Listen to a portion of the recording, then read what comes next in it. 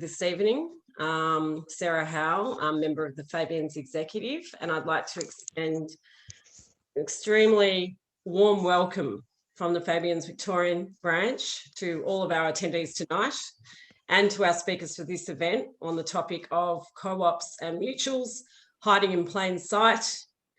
So we're welcoming our speakers, Professor Greg Patmore and Dr. Joanne Mcneill from New South Wales, and we've got Anthony Mcmullen and Ian McBurney also speaking, and they're from Victoria.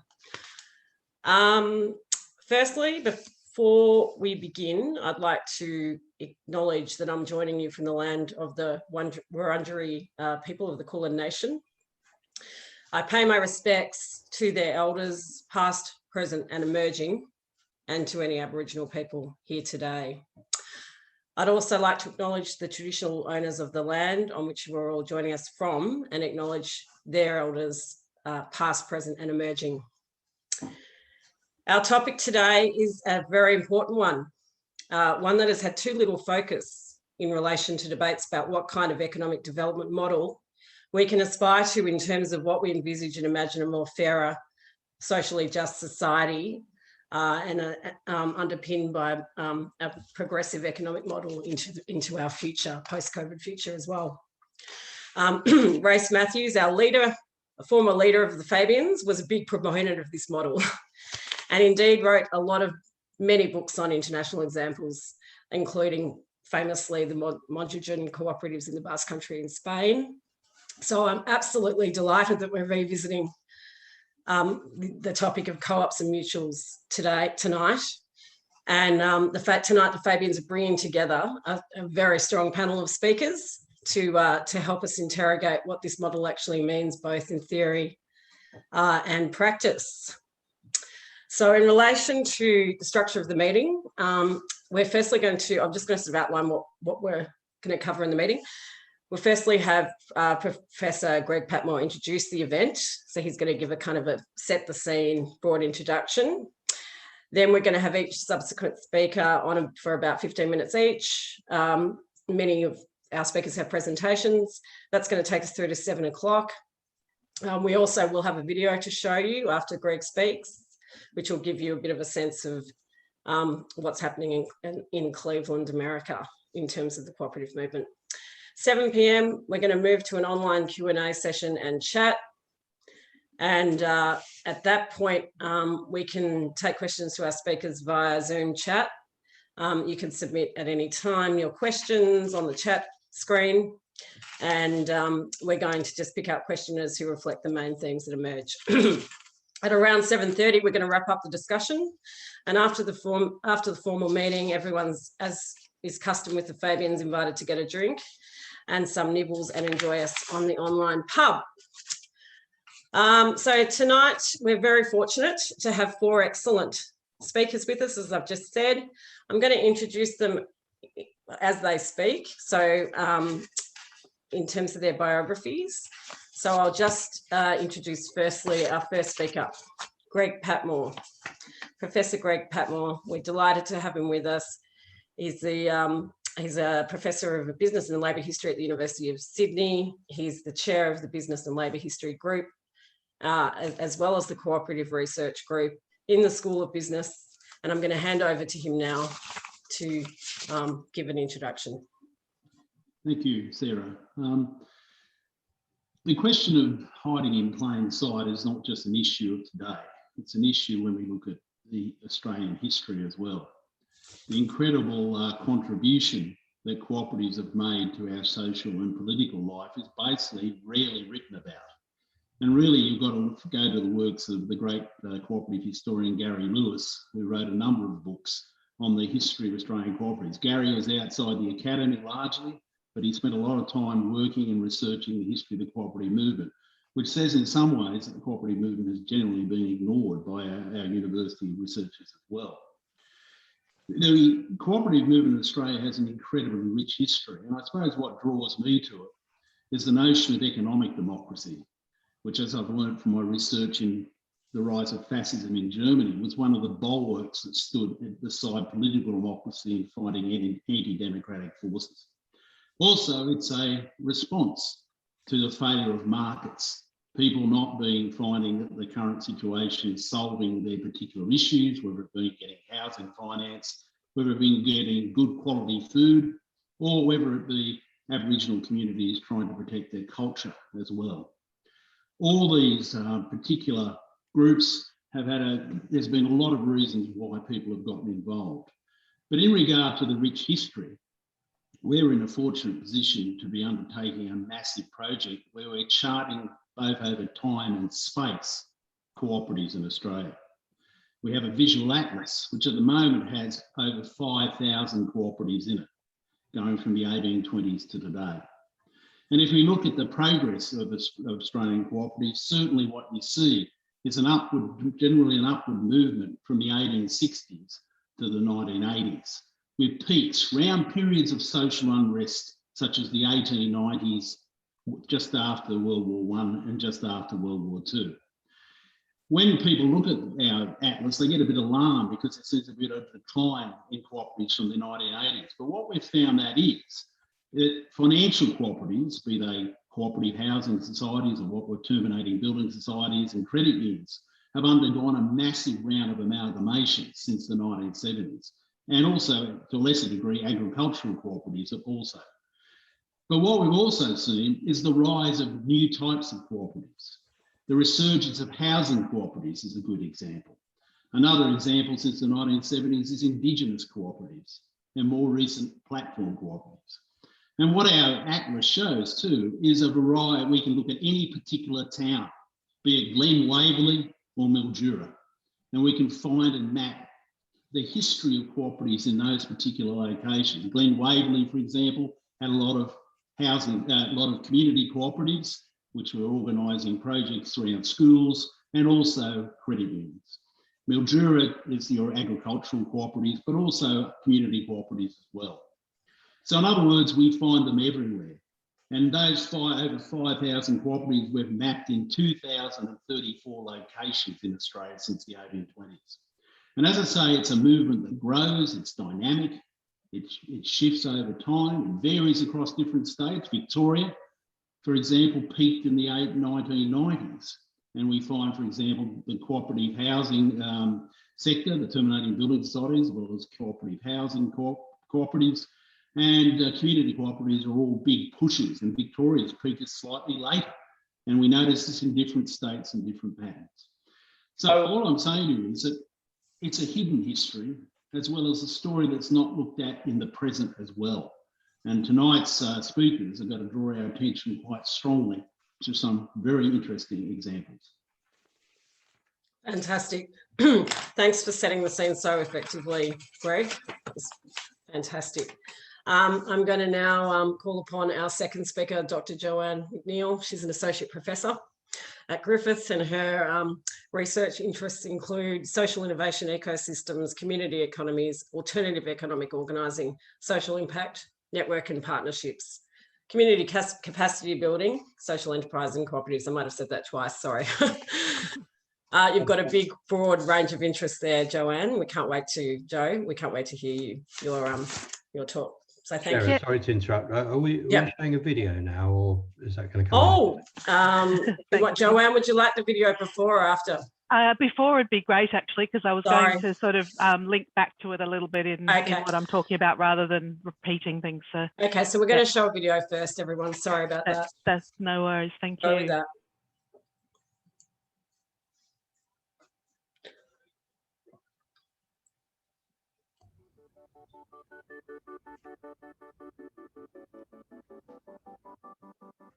Like many American cities, Cleveland was once a center for industry and good jobs.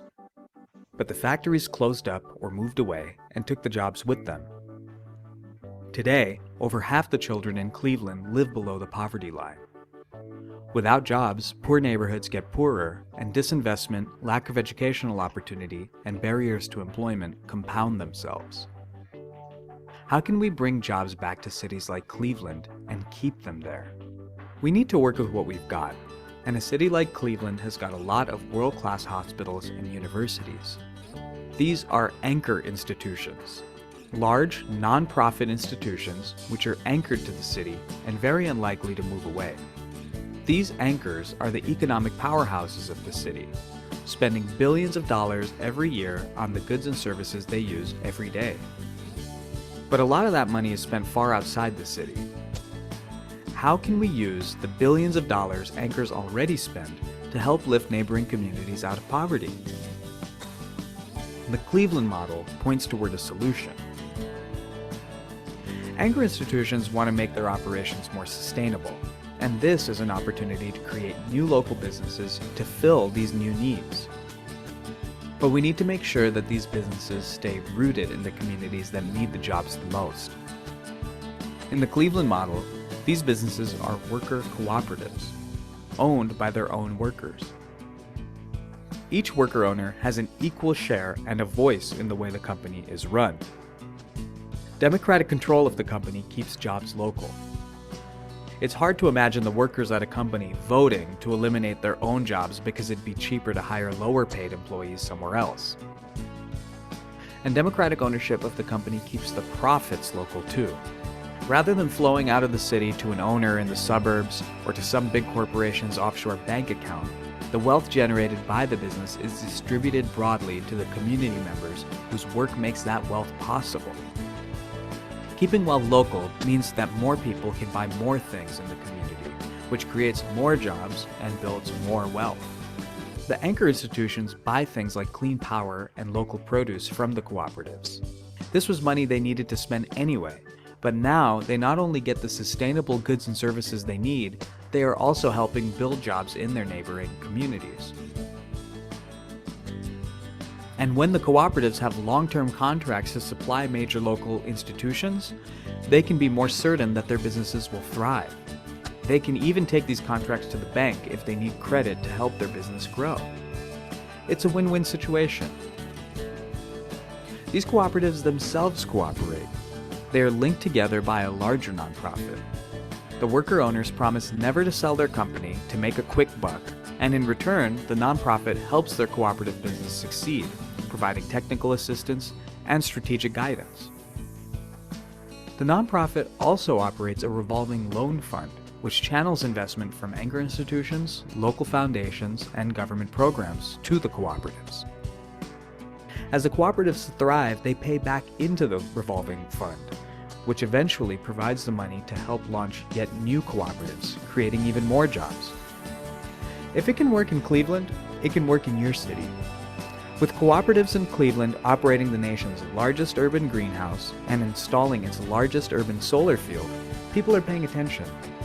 The Cleveland model is spreading, with worker co-ops connected to their local anchor institutions springing up in cities across the country.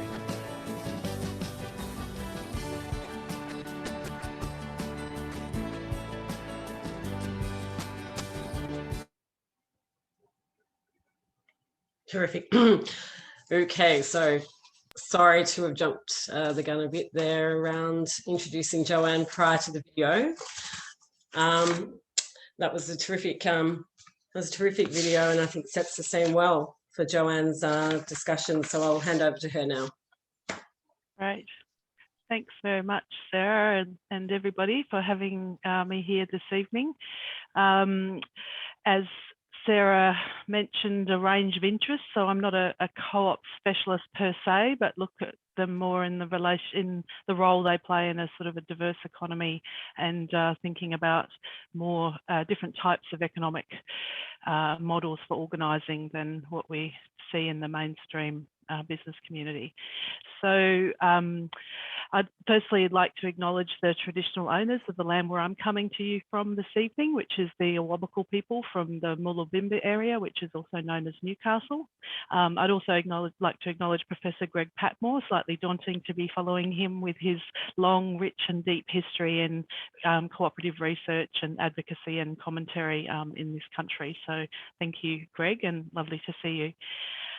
So the clip you've just seen provides some insights into cooperatives and into anchor models, and I'm going to come back to those things shortly. And my co-panelist will also talk to some of those points. But first, I'm going to start us off tonight by zooming out a little bit and locating the cooperative model within a broader context. So as we're all too aware, I think, the planet and its occupants, human and non-human, are facing wicked problems across multiple dimensions. Just last week, the Intergovernmental Panel on Climate Change, the IPCC, released its sixth assessment report, making it impossible to turn away now from the intensity of the issues that we face. And in this context, there's a growing hunger to make sense of the mess we find ourselves in. And two tools have emerged that can help make a start on identifying some promising pathways. There's lots of others, of course, but I'm highlighting these two as they're relatively widely known and they help to create the framework for the focus I want to bring tonight. Over the past almost decade now, Kate Raworth has popularised the donut economics framework with its compelling visual representation, which helps us see more clearly the planetary limits on environmental and social dimensions. And in 2015, the United Nations Sustainable Development Goals were adopted, establishing a common language and targets to work towards in addressing some of the most pressing challenges. These two sense-making frameworks help us to see more clearly and, importantly, perhaps to agree on where shifts need to occur. Of relevance for the discussion tonight, though, is that one of the things that they bring into stark relief is that our business as usual approaches are not just not working, but in many areas they're contributing to and compounding some of the drivers of these complex challenges. So here we see the opportunity I'm going to focus on tonight, the opportunity to rethink and redesign our business as usual models so as to normalise new ways of working and of organising our lives. My colleagues will delve more deeply into the cooperative model in particular, including different types of co-ops and some examples. But my job this evening is to provide some positioning for the model in that broader conversation. So to do that, I'll firstly introduce the idea of the impact economy. I know that we are all looking at this on small screens and we usually do presentations on big screens. So I apologise if this is a little bit small, but the key elements I think come through even if you can't focus in on the small text. The figure that you see here was developed by my team at the Unis Centre at Griffith University, and it aims to highlight and perhaps start to create bridges across the diversity of already existing more than profit economic actors. I won't go through all of it in the interest of time, but just want to use it to outline a couple of things. So the inner green ring contains a listing of identities associated with what's sometimes called the for-purpose sector, social enterprises, Indigenous businesses, B Corps and the like. These are all what we refer to as impact enterprises, an umbrella term for the wide range of organisations that use commerce or business methods for the primary purpose of creating defined positive social, cultural, environmental and/or economic impacts. And defined is important here. This is about intentionality, not byproducts. And what the diagram shows is that the elements in each of the rings, the identity, business model, legal structure, industry, and impact focus, that's the 5 rings you can see, can be combined in different ways so as to intentionally create enterprises that have at their core a tight focus on contributing to addressing a defined positive impact. Here we've mapped the impact goals to the SDGs because it does provide something of a common language, but other frameworks can also be used. And you can see that cooperatives are included in 2 of the rings where the red rectangles are, as a for-purpose enterprise identity in the inner green ring, and also in the grey ring as a specific legal structure. That is a designated type of enterprise. It's the latter that's usually focused on in discussions about cooperatives, and the legal structure is really key to the impact they can generate. And Anthony and Ian will talk a bit more about that later. But what I'm interested to draw out here now is what happens when you combine the 2 and include a specific impact focus.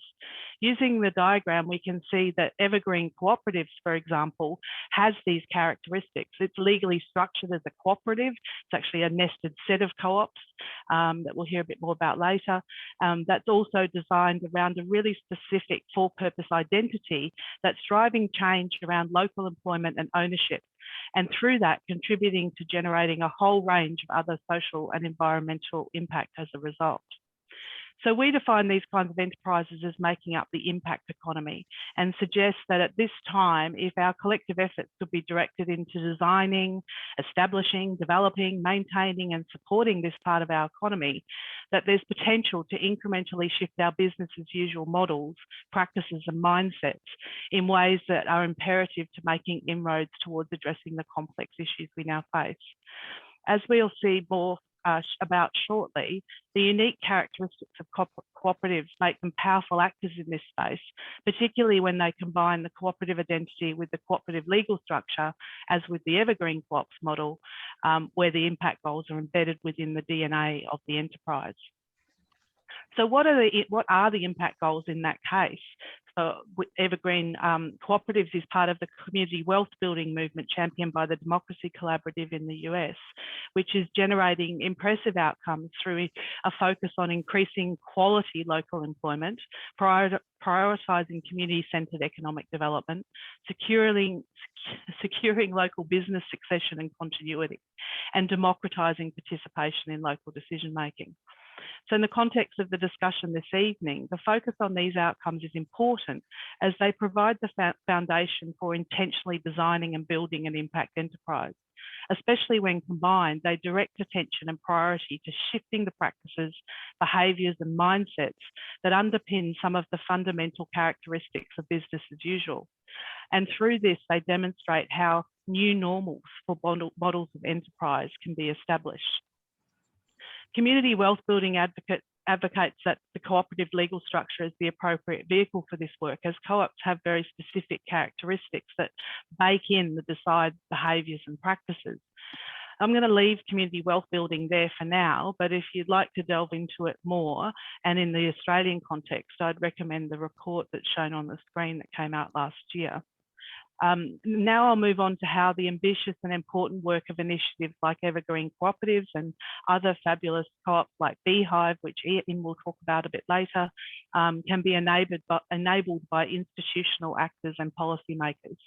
I think this is an important discussion, as there'll be many amongst us tonight who may not necessarily be in a position or perhaps want to establish cooperatives themselves, but who are in positions where they could contribute to enabling the strengthening growth and interconnectivity of the impact economy.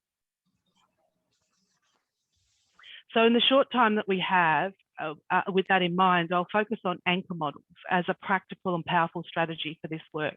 The Evergreen clip introduced the idea of anchor institutions.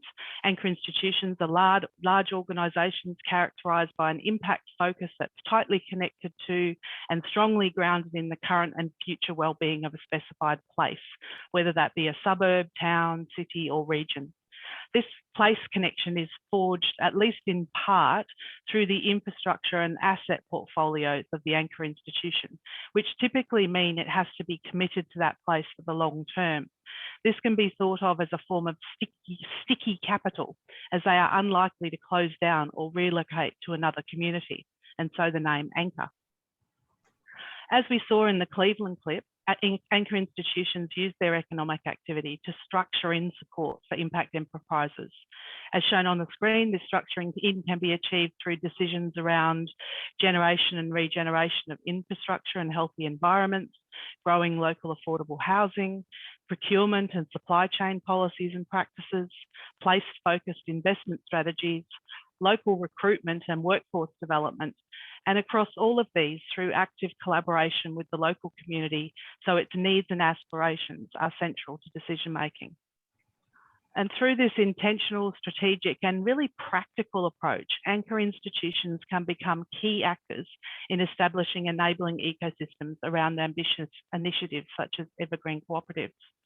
And when that role is approached with this kind of intentionality, the organisation can be characterised as having adopted an anchor mission. Drawing on the work of Mariano Mazzucato and others, mission-led approaches involve ambitious, goal-driven and multi-stakeholder efforts to create solutions to pressing societal challenges and opportunities. You can read a bit more about our approach and thinking around the power of mission-led approaches more broadly at the link to the Medium article on the screen if you're interested in doing that. But in the context here, adopting an anchor mission is the process of deliberately deploying the organisation's long-term place-based economic power to strengthen a local community or region.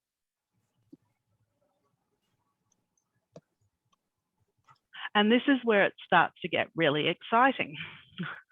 The adoption of an explicit and publicly visible anchor mission starts to normalise the kinds of organisational practices and behaviours mentioned earlier, acting as an attractor for other organisations and institutions to get involved. And this can result in the establishment of anchor collaboratives. Anchor collaboratives are networks of anchor institutions providing a structure through which their collective resources can be aligned to benefit the place they're anchored in, usually through formalised alliances and strategies. The image up here now was developed to show how this works in the Cleveland Evergreen model. At the bottom, you can see there are multiple organisations involved and that they're using the range of strategies I outlined earlier. In this model, worker co-ops have been chosen as the combined enterprise identity and legal structure through which to direct the anchor efforts. And before I finish, I just want to quickly touch on another example which shows how the same approach can be adapted, including to involve a wider range of enterprises. The Preston model, coming out of Preston in the UK, is implementing the principles of community wealth building within the city and the wider Lancashire area. The anchor collaborative partners, just to give you an idea of the kinds of institutions involved, are the Lancashire County Council, the University of Lancashire, Preston's College, Cardinal Newman College, Community Gateway Housing Association, and the Lancashire Constabulary. And there's a focus on building up and strengthening cooperative and democratically owned enterprises. But the approach here has been expanded a little to also be inclusive of other locally owned businesses. Importantly, the Preston Real Living Wage initiative is part of the model. And a lot of the work today that's been going for about a decade or so, and even in that time, they're still quite focused on the procurement-driven strategies that of those 6 that were on the wheel I showed earlier, are one element amongst many. So they had a lot of focus on getting more contracts let to local enterprises and on building the engagement with this local living wage initiative. So you can read more about the Preston model at the link shown on the screen. It's really gaining a lot of traction in the UK in particular. And there's a recent short piece that's quite interesting that's written by Matthew Brown, the Labor leader of Preston City Council, who argues that the model's been instrumental in regenerating Preston over the last decade, and that it's this kind of transformative vision that voters are craving from elected officials. So anchor models are a complex approach, and the partners in this case are open and transparent about it being an exploratory journey centred around their shared anchor mission ambitions. And there's still a lot that will unfold over time. And of course, it has its attractors and its critics as well. But I guess from our point of view, and thinking back to the impact economy, we think these kinds of practical experiments are critically important to advancing our understanding of and expertise around building a stronger, bigger, and more effective impact economy that generates positive outcomes for more people and for the planet. So that's where we hope that perhaps we might see more of that sort of activity in Australia, where we can actually start to look at it within the context, our local context, because these things being place-based also are very driven by the specifics of the local place and its context. So I'll leave it there, and we'll weave together the other parts and look forward to an interesting conversation at the end. Thank you. Thanks very much, Joanne. That was a fantastic presentation as well. Very interesting to see the Cleveland and the Preston models, and I'm sure there's going to be plenty of questions later on your presentation. I'd now like to invite our third speaker, who is Anthony Mcmullen. He's the co-founder and director of Cooperative Bonds. He's a Melbourne-based cooperative entrepreneur, an expert in cooperative development, policy and enterprise for the common good. And so I'll hand over to him now to give his presentation. Thank you. Thanks, Sarah, and thanks for the opportunity this evening to talk about an area that I really love. I would also like to recognise the Wiradjuri people of the Kulin Nation, pay my respects to their elders past and present, and also recognise the many Indigenous cooperatives across the country, including in Victoria. I'd also just quickly like to just mention the work of Race Matthews, who's had a real influence on my work. And I can just see my bow tie. It's just going around like that. Anyway, yeah, and the Cleveland model that we've been talking about was directly inspired by Mondragon. And of course, Race was a great champion of Mondragon and going back there year after year and bringing back the inspiration to us. So I'm just going to share my preso. And I'm going to go back a bit. Okay, so look, co-ops aren't just for hippies and farmers. That's the first thing to get our heads across. There is a bit of a cliche that it's just for people that like kumbaya collectives, or it's out on the farm. And look, there's an element of truth to that, but it's more than that. I'm going to be talking about building back better by taking back control. So going to be talking about including all of us creating and enjoying our community wealth. I'm going to talk about the basics of the economy, the company, our community. I'm going to try to go really quickly through some Co-op 101 stuff and a few policy ideas to chew on. Just like to start with a quote from Dennis Glover. We need to begin our economic thinking from a new place. That's really an old place, from an idea our economy should include everyone in the creation and enjoyment of our wealth, not just some of us. Part of a cobber wealth, as Father Bob would say. Now, the labour movement and co-ops go back a long way. In fact, the first mutual, that's a member-based organisation in Victoria was the Australian Union Benefit Society. And what those early friendly societies are very close relatives to cooperatives and mutuals, member-owned businesses, simply a way of putting the hat around to support workers who got sick, to pay for a doctor for members. And, you know, that was the early days of what we can see of now really large mutuals like Australian Unity.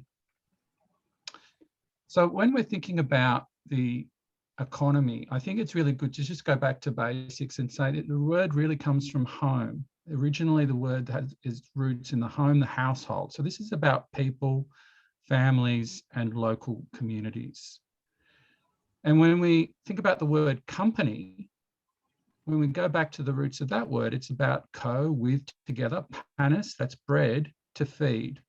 And the other roots of the word is friendship and society. And that's not a way that we think about companies these days, is it? You just don't think of them about sharing bread equitably, creating relationships, friendship, thinking about them as a society.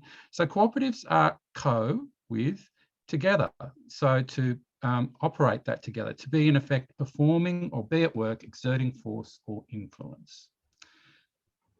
Now, when we're thinking about co-ops, we need to think about how wealth is shared. And, you know, 2 Australian billionaires are wealthier than the bottom fifth of the population in Australia. And when we think globally, we think of people like Jeff Bezos, the spaceman. Annual wage is 81K on the annual report, but his net worth, because of ownership in the company, is over $200 billion. So a cooperative asks about, what if we had more of a share in these sorts of businesses that are around us? And we know that income inequality globally correlates with really bad social indicators, from life expectancy through to low trust levels. And despite long periods of economic growth, places like Doveton, which Dennis Glover talks about in his book, suffer.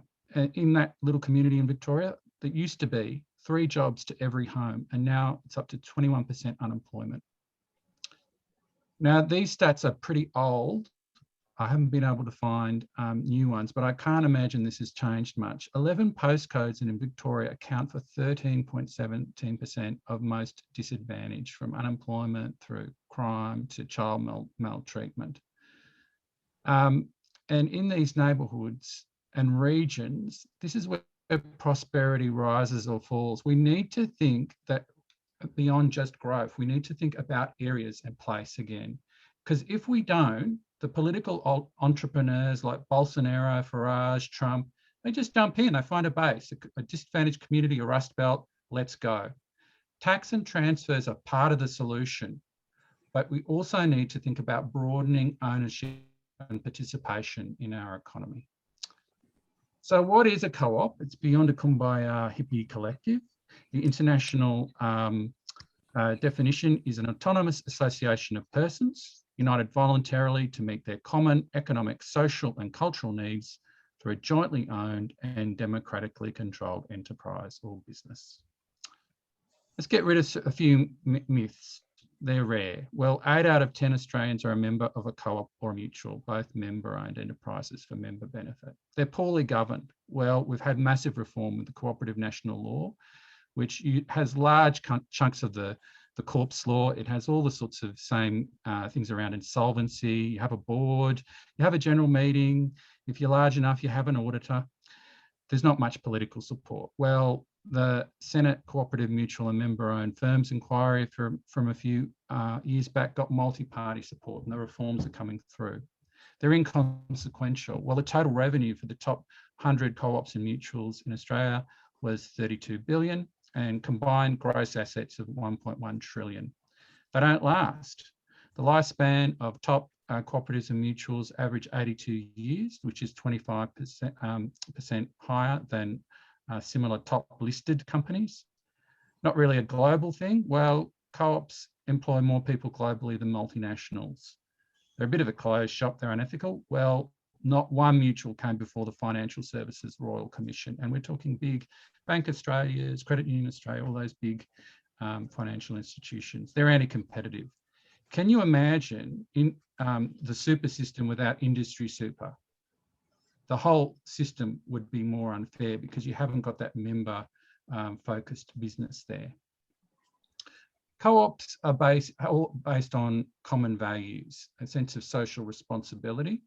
The interesting thing is that they combine the idea of self-responsibility, getting up and doing something about your own circumstances, and solidarity, a real connection between people. And that's often why it appeals to people from across different political lines.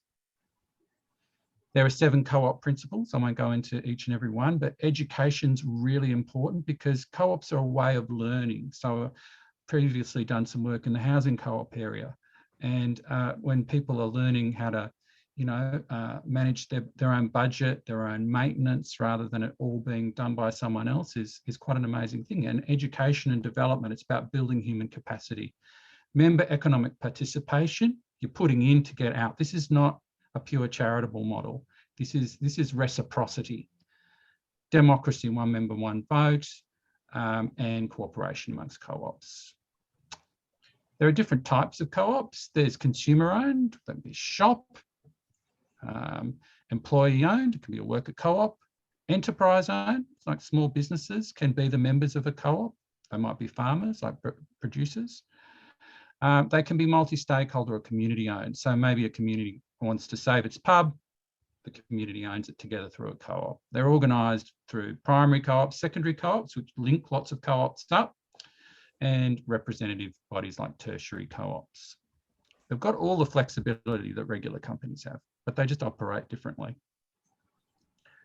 Co-ops have a sort of a not-for-profit version and a for-profit version, but it's all profit for purpose and member benefit, no matter how it's structured. So you have what's called distributing cooperatives, which allow a small proportion of the surplus to be distributed to members, and non-distributing co-ops where all the surplus goes back into the pot, just like a regular not-for-profit, but they're both member-driven. Cooperative members have different roles. So they're a patron, so they're a worker or they're a customer to the co-op. They're an owner, so they own the business together. They're an investor. They put in to get something out. Now that might be through different means, but they're investors, and they're community members. The co-ops are rooted in their communities. The various basics of co-ops, they're not as hard as what people think to set up. You just need to be really clear about what the co-op does, what members do towards that primary activity. So you set out what the co-op does, what members do towards that activity, and you figure out what the membership types are. Financially, co-op members put into the co-op through, maybe it's a one-off member entry fee or a subscription. Now, we're all aware about how businesses work with subscriptions. Members can buy shares if the co-op has shares up to 20%. And they can also find, getting my tongue tied, they can also provide loans to the co-op as a way of investing. They're called debentures. And there are these new things called cooperative capital units, which are very flexible and exciting. And they can be a bit like debt, like a debenture, or they can be a bit like equity, which is based on other factors of the business going well.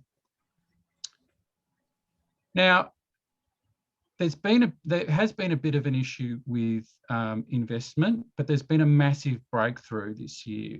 And with mutuals, member-owned businesses, these mutual capital units have come through. And we've got this, the Australian Unity example, which has its roots back to the friendly societies that I was talking about now. But they've raised $120 million, and Hester's gotten behind it. That's my super fund, which I'm pretty happy about. And yeah, this is an alternative for socially focused investors, and where the members of the mutual still remain in control. So this is a massive opportunity to really scale up our social economy and to start thinking about super funds investing in this new member-driven ethical business structure.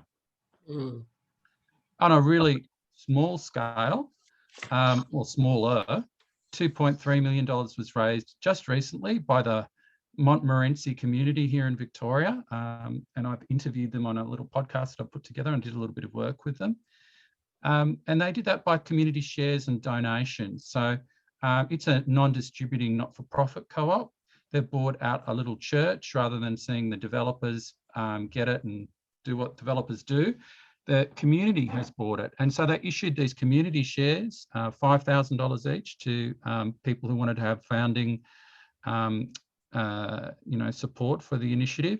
As well as they've opened up membership to the entire community, not just those that can afford the shares. So there's been smaller donations and all sorts of things. So it's been very exciting.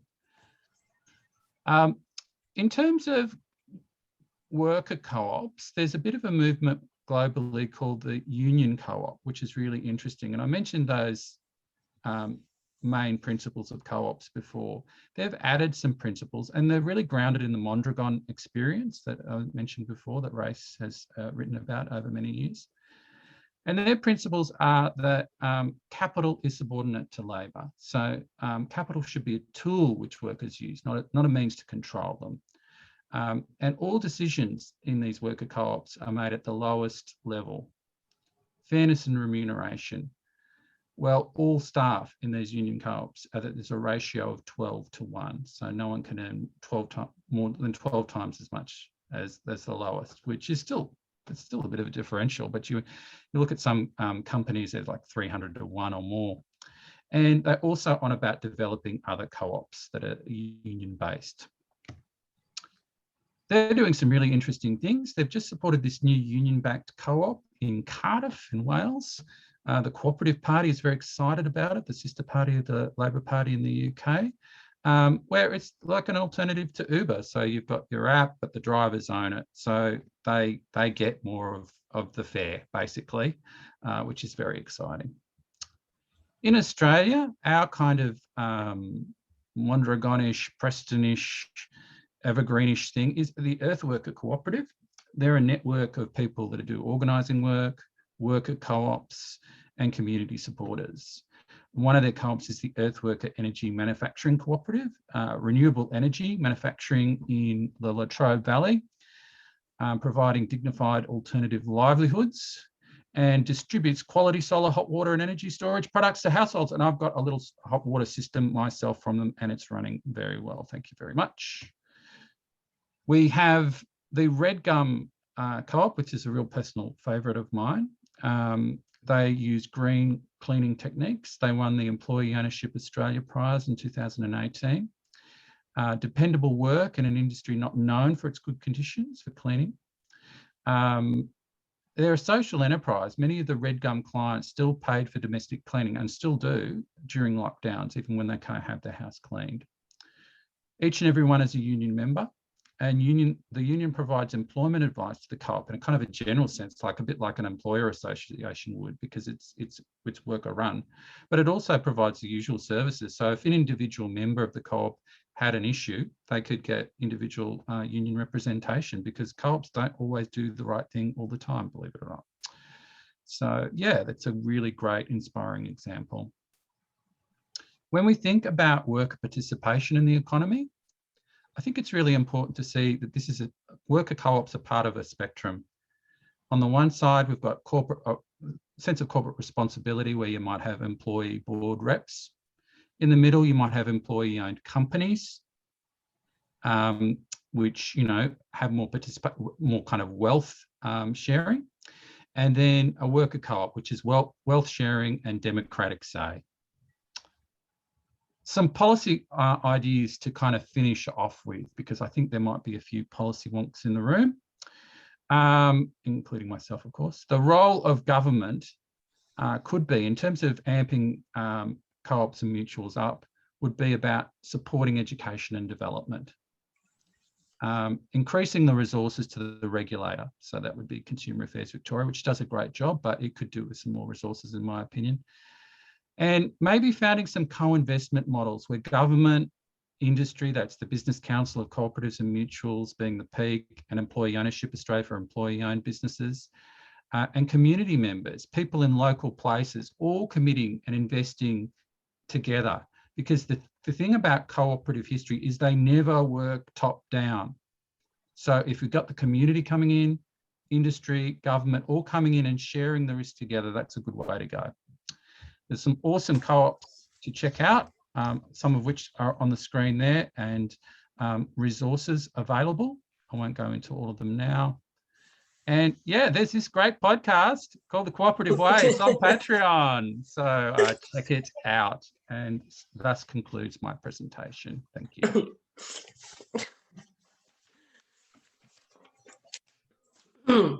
That was an excellent presentation, in keeping with all 3 earlier excellent presentations. Thank you, Anthony.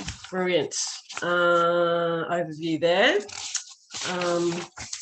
on the model. I'm now going to introduce Ian McBurney. He's an ecological sustainability practitioner, facilitator, MC, and educator. He also assists large businesses to make the transition to sustainability. So over to you, Ian.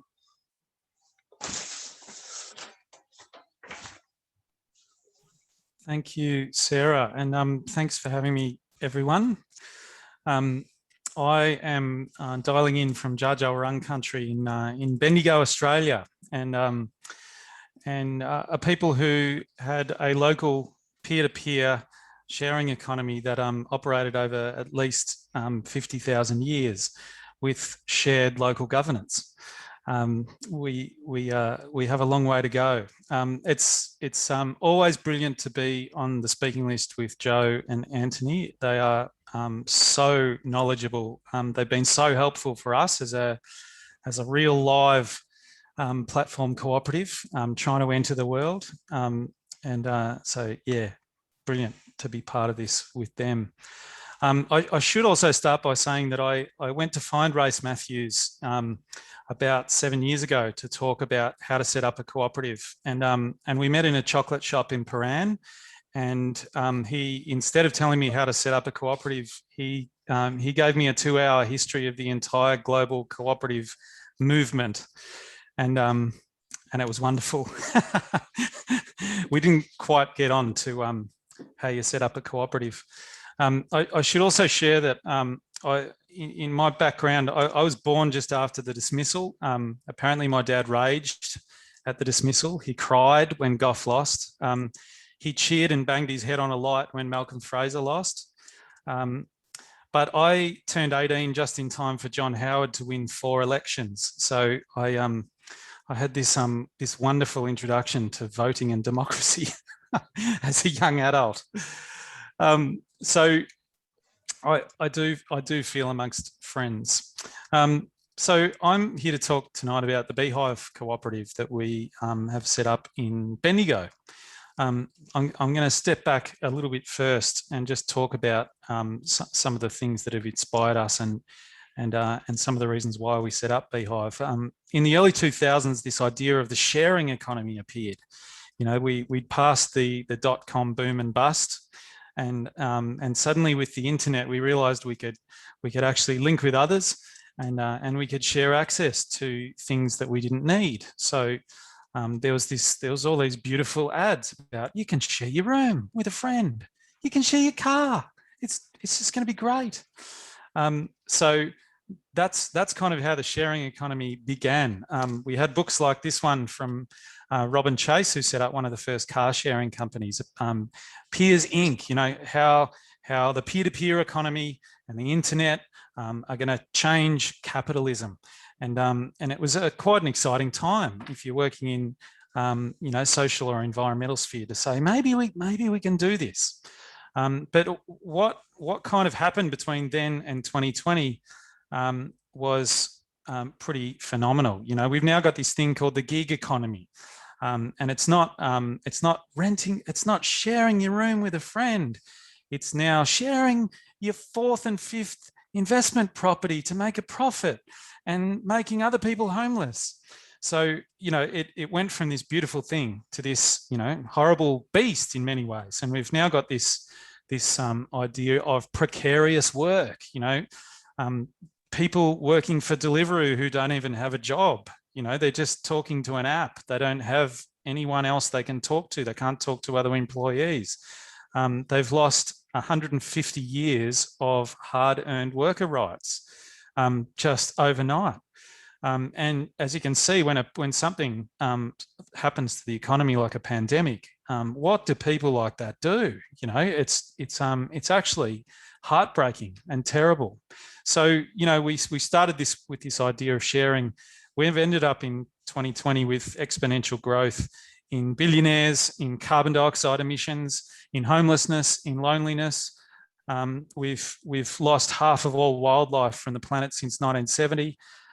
You know, we have some big structural problems with our economy. And Anthony mentioned the 3 aging white male billionaires who have been, instead of trying to save the world, which they could with spare change, they're riding phallic-shaped rockets into nearly space, trying to beat each other. It's not even really space. So, you know, we have some big challenges. In the early 2000s, you know, car sharing was in Melbourne. That's where I was living then. When we moved back to Bendigo, we rang this car sharing business and we said, why don't you come to Bendigo? And they said, oh, we can't make a 30% profit in Bendigo. It's not a big enough market. We'd go to China if we could go anywhere because we need to make a 30% profit. So we started to ask, a group of us in Bendigo started to ask, well, you know, Bendigo has 120,000 people. We have 80,000 cars. Like, that's $800 million being spent on cars. You know, what does it mean if we access the service of sharing cars without the 30% profit? So we went looking around and we were Googling. I didn't have my head around cooperatives at the time, and our little team were Googling, you know, what does it mean? What does it mean if you're don't have to make a 30% profit, you're just providing a great local service and local work. And so we found this movement globally, and it was called, it's a tongue twister, platform cooperativism. And, you know, and there was people like Trebor Schultz and Nathan Schneider from the New School, you know, ours to hack and own. You know, these digital apps are simple apps. They're actually really simple, but they've got venture capital behind them, and they're going in the wrong direction. So the question they're asking on these global networks looking at platform cooperatives was, what if the drivers owned Uber? Would they screw themselves over? You know, would they provide themselves with precarious work? So what would that mean? And, you know, quite a simple little app.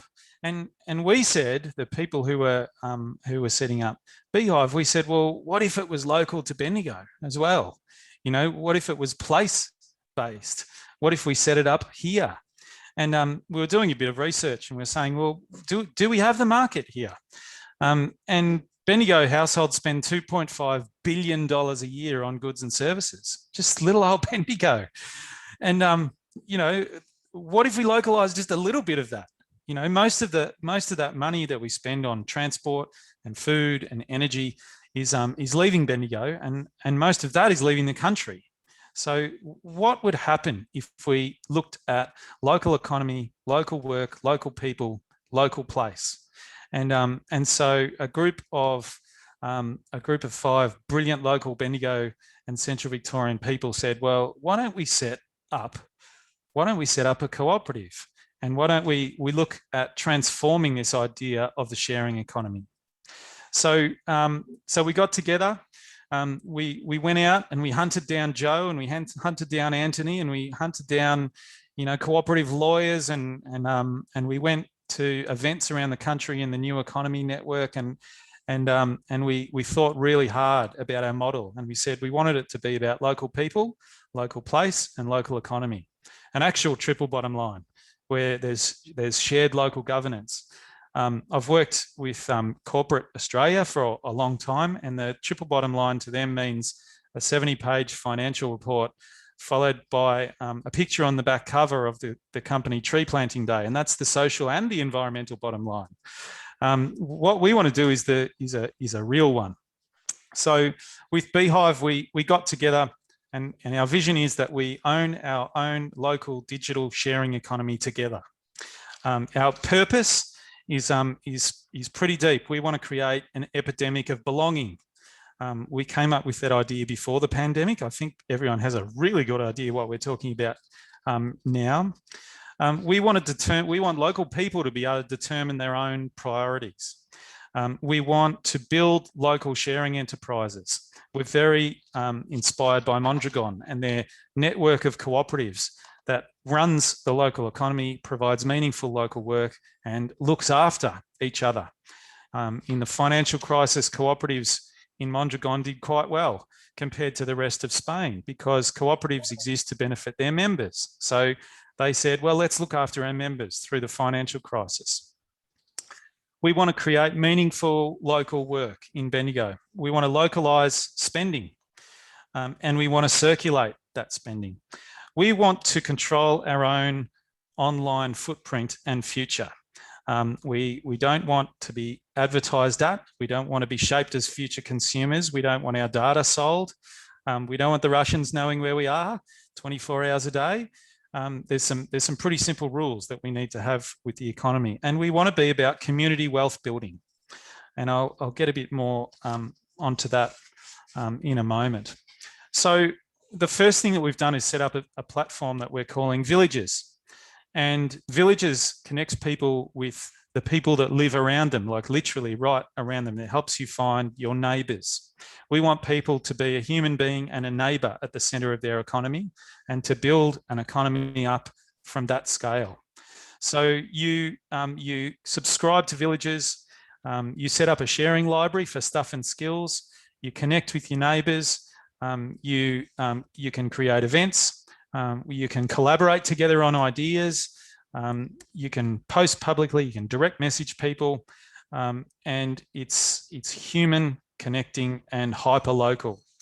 Now, it's got another layer, which is community groups across Bendigo. So you can set those up and you can join them, and the idea is that with those communities, you might set up a community for the Bendigo Repair Cafe, and people can get involved in that community and spin off a new cooperative enterprise, and Beehive will help incubate those new enterprises.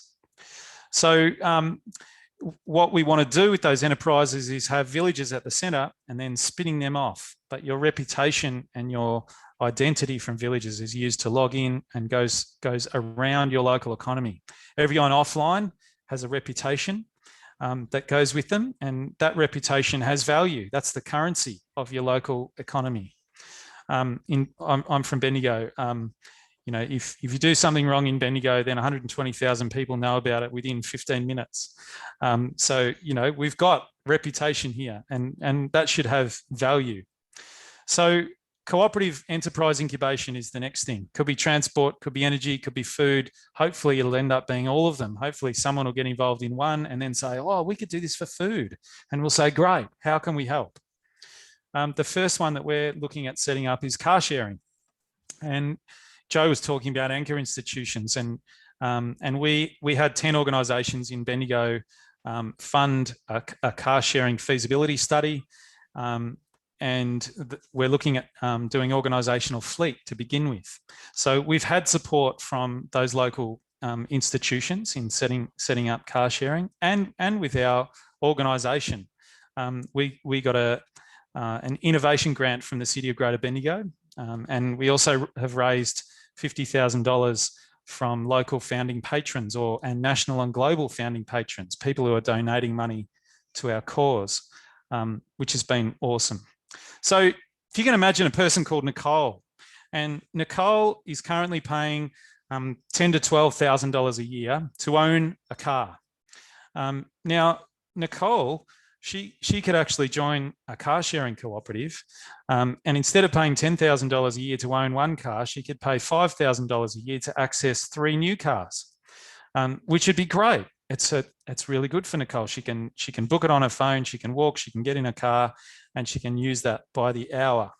But then Nicole can say, oh, hang on, I could also be a member of the car sharing cooperative, and I could actually help with the governance. We've got shared governance. It's local. All of the money is local.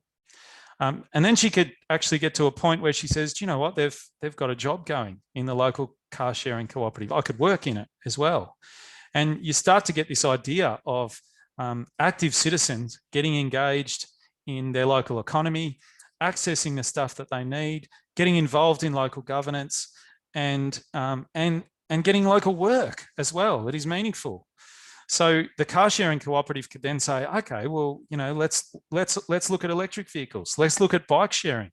You know, how could we partner with the city to get separated bike lanes happening? How can we partner with the city on walkability in 20-minute neighbourhoods? Let's think about another cooperative now. Let's get a bike sharing cooperative going. So that's villages in Bendigo. Now, we don't want to scale globally. We don't want to create another global billionaire-owned behemoth. We want to scale by replication.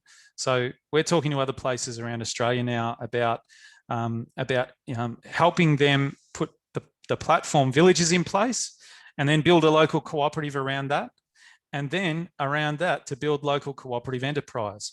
So if we've set up car sharing in Bendigo, and then Geelong wants to do car sharing, we can just give them car sharing, and they can do it in their own local place.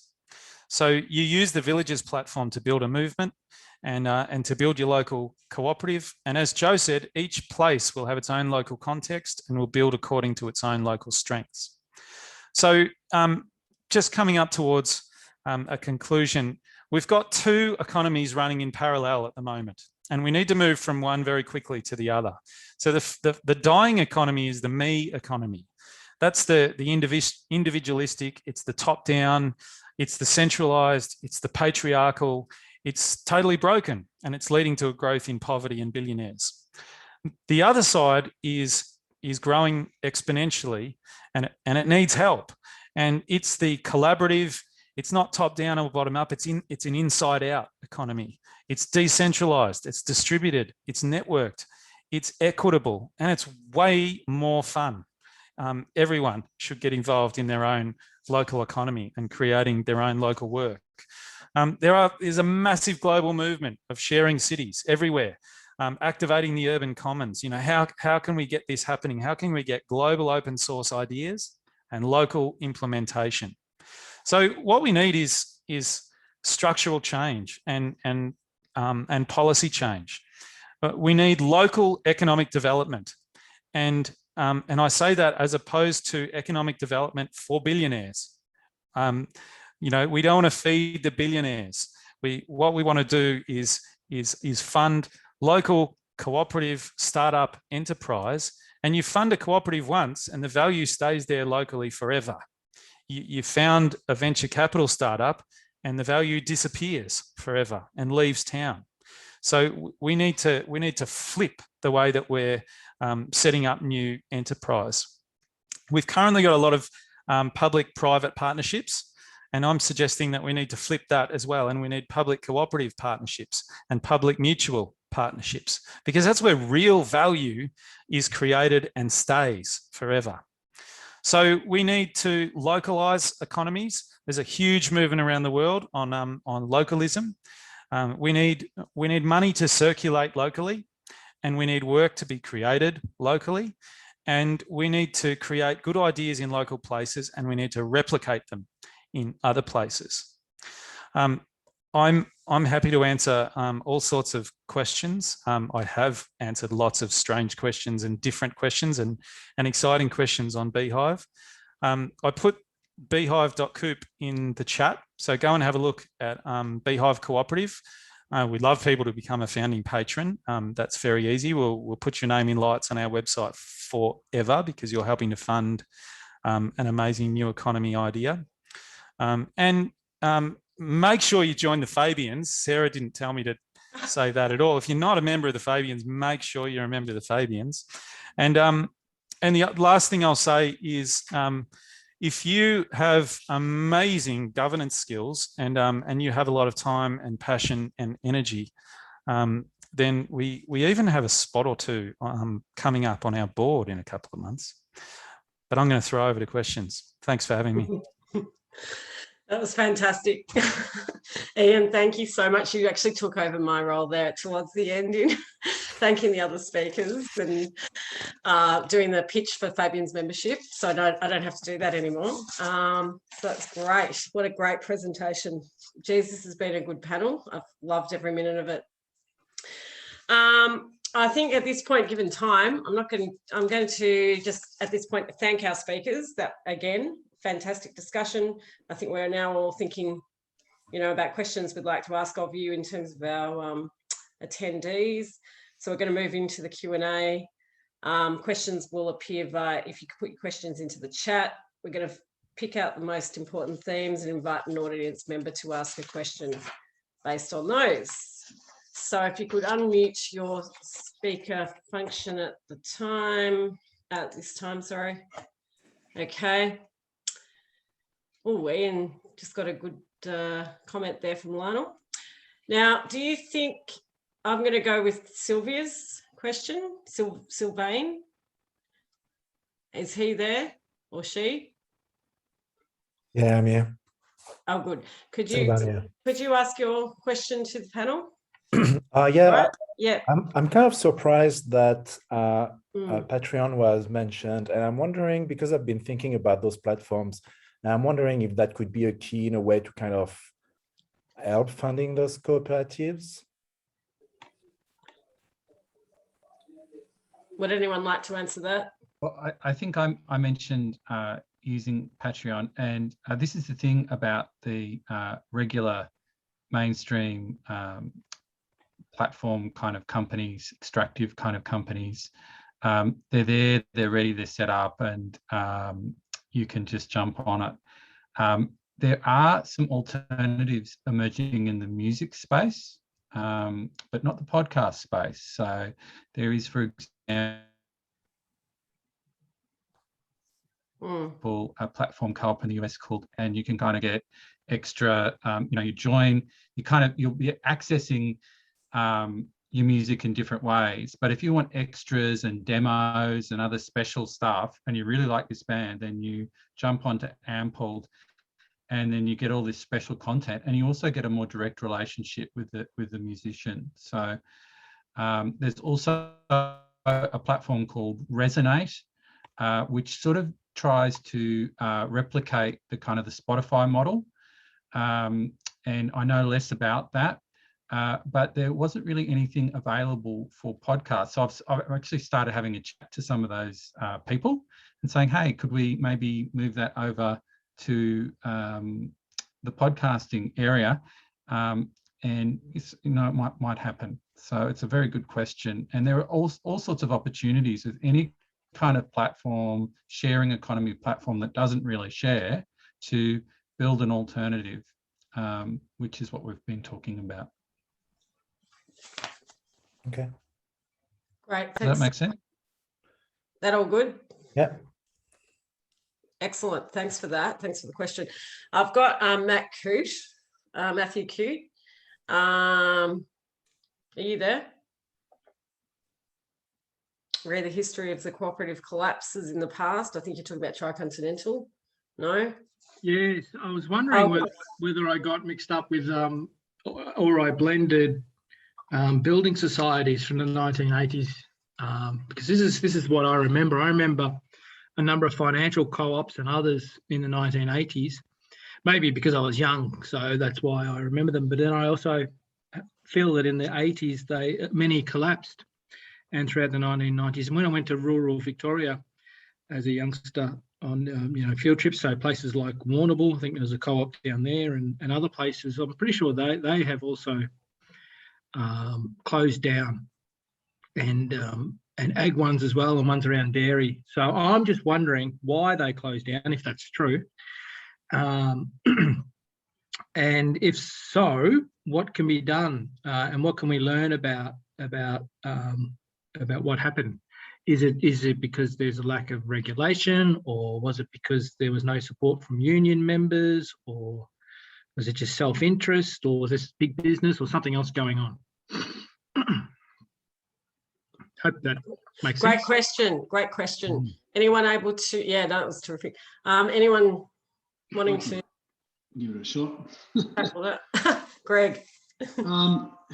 You've got to look at the 1980s and 90s as a particularly difficult period for the cooperative movement. We find, for example, I've just published a paper where I look at demutualisation.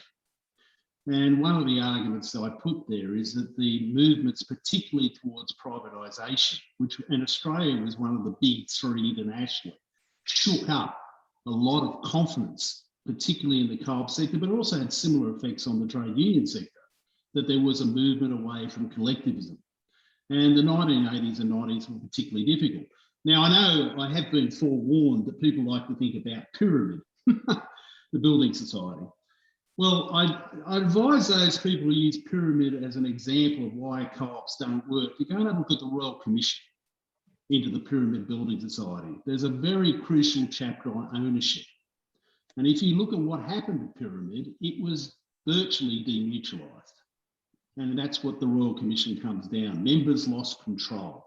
And in fact, the cooperative model came under enormous attack by both sides of politics because of a desire for the market. Now, in dairying areas, well, there were massive deregulation going on there. In some areas, like the Macleay cooperative up in Kempsey, the demand for milk basically dried up. Literally, they weren't getting demand. So what did they do? As did a lot of interesting dairy cooperatives, they transformed. And if you go to a town called Killarney in Queensland, which is my favourite town in Australia, about 600 people, they've got, you drive down the street and there's a cooperative petrol station. The retail supermarket is owned by the people. There's a credit union on the main street, the Warwick Credit Union. There, we have examples of this, of incredible cooperatives that transform themselves from dairy cooperatives into retail. And, you know, the agricultural sector, indeed rural Australia, has suffered from depopulation, mechanisation, and some co-ops just cease to exist. Also added to that, you've got to realise that some cooperatives have limited lifespans. This is true of what they call terminating building societies, which last 25 years, everybody gets what they want, they're financed for the housing, and they wind up. So there's lots of reasons why cooperatives, but I think you've got to look at the 80s and 90s and the 90s, particularly as a difficult time for the ideology that underpins and cultural values. There's a culture associated with cooperatives and an ideology very much built around collectivism and helping each other. And unfortunately, the 80s and 90s was a big influence upon individualism, in my opinion, and it really shook the ideology of that period. Sarah, if I could just add to those excellent points, I think that the other kind of thing to think about, and this actually happened to me when I was a child. I remember getting a letter regarding the St. George Building Society, and here was $100 check in the mail, and I get $100 or whatever it was, and I'm really happy about that. I didn't really know much about member ownership at that time. And what I think Race Matthews particularly highlighted in his work was the phenomena of carpetbaggers. And I always get a bit nervous when I see the reports from the BCCM that go, this is the massive scale of co-ops and mutuals in Australia. And I think there's some people there that will just want to raid that. So the raiding was going on as well. With Murray Goulburn, that's a big thing that happened. As has just been mentioned, part of it was about deregulation in the industry and the pressure that put in that area, so deregulating the milk price. But I also think that partly it was a sort of the danger, like I highlighted the pluses of getting external investment to build up co-ops and mutuals, but part of the danger is if you get too much external non-member investment, then you start, even if they don't have a vote, you can start, you're going to worry about that and shape the business in a certain way to benefit them more than the members. And that's really what happened in Murray Goulburn. But now, believe it or not, we've got dairy co-ops like Mountain Milk emerging again because the need's still there, and the farming community still want to cooperate. So I think we have to accept that there's been some lessons there. The other thing is that the governance standards in the sector have really, really lifted since that period, as I mentioned before. Sarah, can I just add one more thing there? On top of all the points that the people said, is that my experience, and it was an interesting question about 80s, 90s, the 80s and 90s, I'll probably extend that into the 2000s, because a couple of other things to think about that I believe had an impact was the advancement of technology, and also to the individualism that was just spoken about before. Is that also at that time was the introduction in the 80s of the pyramid selling schemes, MLM. So, there was a lot of impacts in there. So I think, from a business perspective, that may have also had an impact, which led into that individualism as well. The multi-level marketing phenomenon, that started with Amway in the 80s. And then when people looked at it and said, well, this is a different, even me coming up through the 70s and 80s, through that early phase, it was like, this is a new type of co-op. So I just wanted to add that. Anyway. Yeah, great contribution. Sarah, could I make my name's Gary Cronin. Could I make just two very quick comments on that as well?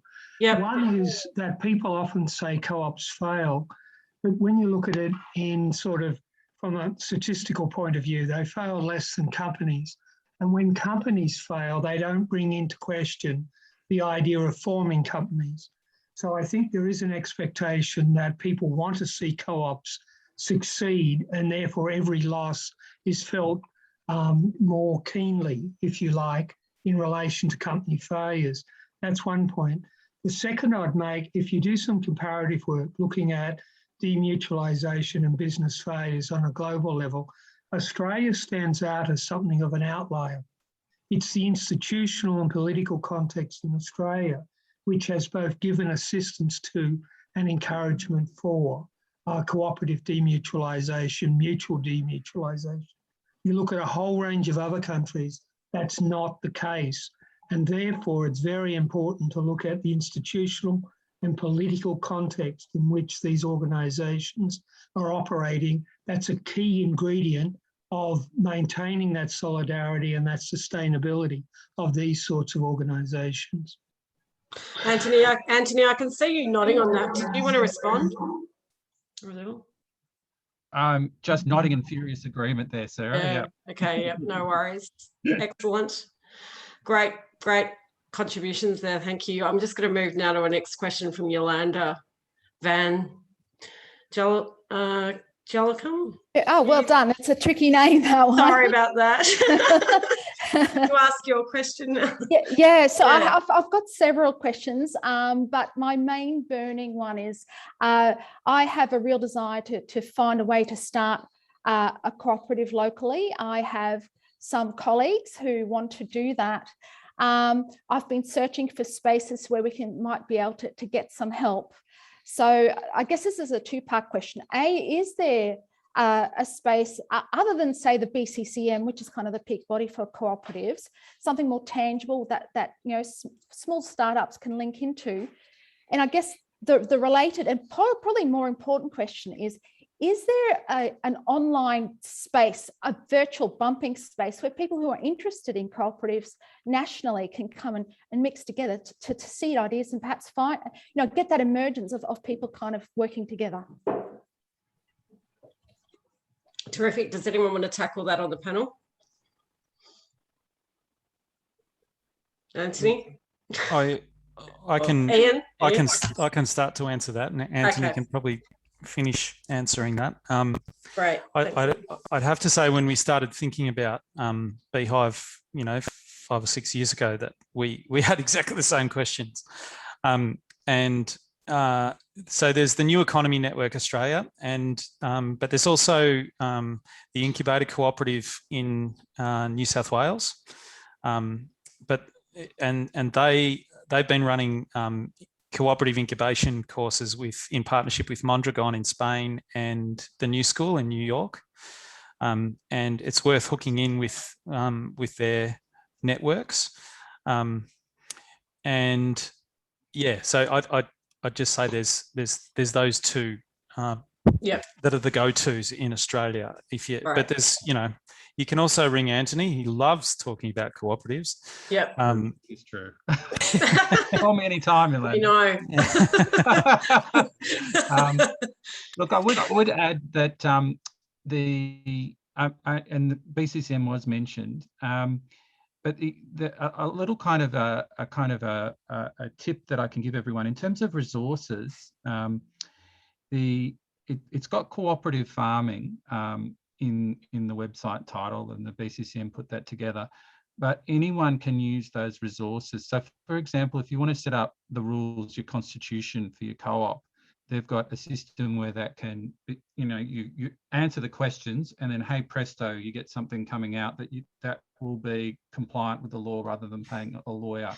The investment stuff is all there. So really sophisticated instruments that would cost you a lot of money if you wanted to do a capital raise in your local community. Everything is there now. And just because it's got the farming branding doesn't mean that other co-operators can't use it. In terms of the kind of the networking ability, it's a really important point, Yolanda. And that's certainly something that I've been personally talking about with a co-op I chair called 888 Cooperative Causeway. We're thinking about launching a little Victorian style network. So there's BCCM, there's the what's used to be called Co-ops New South Wales has become the Co-op Federation, and people are also having a look at that in terms of a network. But the thing about the co-op community is that once you speak to a few people who are into the idea, it's very, very generous, and then you get referred across to people with different expertise and areas, and we're a real community of support. So often we don't need a platform because we really believe in developing the economy in a new way. So yeah, I'm sure I could speak for the other two speakers as well. We'd all love to hear more about your idea and key you into lots of different people so you can build what you want to build. Thanks, Anthony. And is there a way to reach out to you? Yeah, I'll put my email in the thing if you want. Thank There's you. also there's also Federation Cooperative, which has 200 odd members, and Sam Byrne is the EO there, and he's very, very helpful. If you've got questions and ideas about setting up a co-op. And Ian mentioned New Economy Network Australia, NENA. Anthony, you might remember the name, but there's a co-op event coming up very shortly being hosted by NENA. Yeah, I'm on that one as well. Yeah, that's it. I've forgotten the name of it, but I thought you would know. But that's a great opportunity to meet others interested as well. Nina does a great job of connecting people interested in the space. Okay, I'm just conscious that we've got to wind up at 7:30. I'm going to ask get one final question in. Megan, are you there? Yep. Which question did you want me to? Criticism of cooperatives, they're unable to scale up, or? Yeah. I just done some study in the past and I was just interested to get the idea that that maybe it's been a criticism of some cooperatives, at least in the past, that they're unable to scale up to meet the demand, so even if they're a successful model. I think the example that I had looked at, I did a course with a guy called Tim Thornton, you might have heard of him. He talked a lot about Yugoslavia, and that in some of those cooperatives, even when they were really successful, there was then a disincentive for the employees to expand the cooperative, because then they would be sharing the equity in the ownership with new people. So that was one idea. So it's just, how do we deal with that general criticism? Yeah. Can I just make a really quick comment on that, Anthony, before I'm sure you'll have a more considered one, but I guess that's the kind of at the heart of the point that I was trying to make earlier about when you lay over the impact focus, the identity and the legal structure. Because if you have a co-op which is actually looking at a specific purpose, it's actually there for a reason, to achieve something beyond just its own existence, then that whole dynamic changes. And so in the current climate, and with what we're seeing with some of the newer co-ops and things that are being established, it's a very different kind of a dynamic and a very different starting point for where people are coming from and why they're doing it in the first place. Yeah, and I'd just add to that excellent point, Joe, by talking about the kind of structural things that can be done for that sort of situation. So I mentioned briefly in my presentation the ability for cooperatives to join what's called a secondary co-op, and they can form a cooperative group. And this sounds all very wonky and stuff like that, but when you think about it, companies do this stuff all the time. If you ever look at a big company and actually all the sub companies and the holding companies and all these, it's Byzantine. It looks crazy. It looks very spaghetti-like. With co-ops, it's actually a bit simpler. But so what you can actually have is you've got a co-op that might be a worker co-op, and another co-op which might be a consumer co-op, another worker co-op that provide services to the other worker co-op, and they can all join together for a secondary co-op, a kind of a cooperative group. But the issue that you're raising is an important one, and one of the principles of co-ops is open membership. And so keeping true to the cooperative principles is really important, and thinking more broadly about building a social economy movement should always be front of mind as well. But there are there's no perfect co-ops out there. We're all just working towards that purpose-driven thing that Joe's talking about, and building a more participatory and democratic economy. Okay. Anyone else want to jump in there, or should we leave it at that? Great response. All right, look, I think we might wind up now because it's 7:30. We've had our speakers on for quite a while, so thank you very much to all of our speakers. Greg Patmore, Anthony Mcmullen, Joanne Mcneill and Ian McBurney. We're so appreciative. So thank you again very much. I'm now going to, hugely interesting discussion following the presentation. I'm now going to hand over to Jeff to sort of wrap up and make closing